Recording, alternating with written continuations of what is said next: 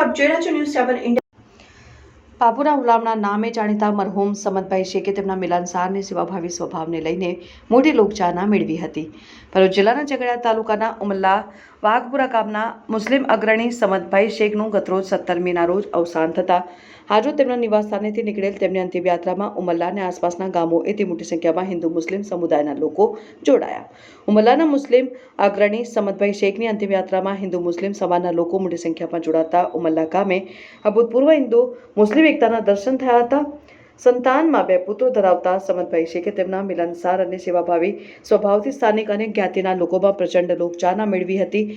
ઉમલ્લાના ભાજપા અગ્રણી રશ્મિકાંત પંડ્યાએ મરહૂમ સમદભાઈ શેખને શ્રદ્ધાંજલિ આપતા જણાવ્યું કે તેમણે પોતાના જીવનકાળ દરમિયાન મોટાભાગનો સમય ચાહકોમાં બાપુના હુલામણા નામે જાણીતા સમદભાઈ શેખ વર્ષોથી ઘડિયાળી તરીકેનો વ્યવસાય કરતા હતા।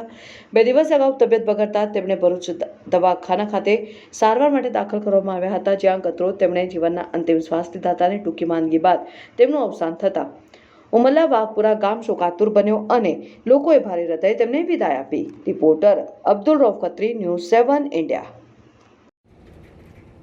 આજ રોજ ઉમલ્લા સમદભાઈ શેખ ઘડિયાળી એમની અંતિમ યાત્રામાં હિન્દુ મુસ્લિમ એક થઈને એકતાનું દર્શન ખરેખર સુંદર દેખાયું અને એમનો આત્મા એ સેવાકીય પ્રવૃત્તિઓમાં જ આટલા વર્ષો એમણે ગુમાવ્યા છે અને ખૂબ લોકોનો પ્રેમ મેળવ્યો છે એ આ શોભાયાત્રામાં આપણે જોઈ રહ્યા છે અંતિમ યાત્રામાં।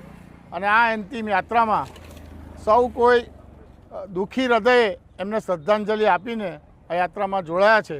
સમદભાઈ શેખ અમે રાત્રે રોજ અમારે 10 થી 11 રોજ 1 કલાક અમે વેપારી અમારું એક ઓટલા પરિષદ છે એમાં એમની બેઠક છે અને અમારું એક અંગ ગુમાવ્યું એવું અમને લાગે છે। તો આજે એમને હું હૃદયથી અમારા ઓટલા પરિષદ વતી અને સૌ આગેવાનો અને ગામના સૌ નાગરિકો વતી એમને હું શ્રદ્ધાંજલિ આપું છું।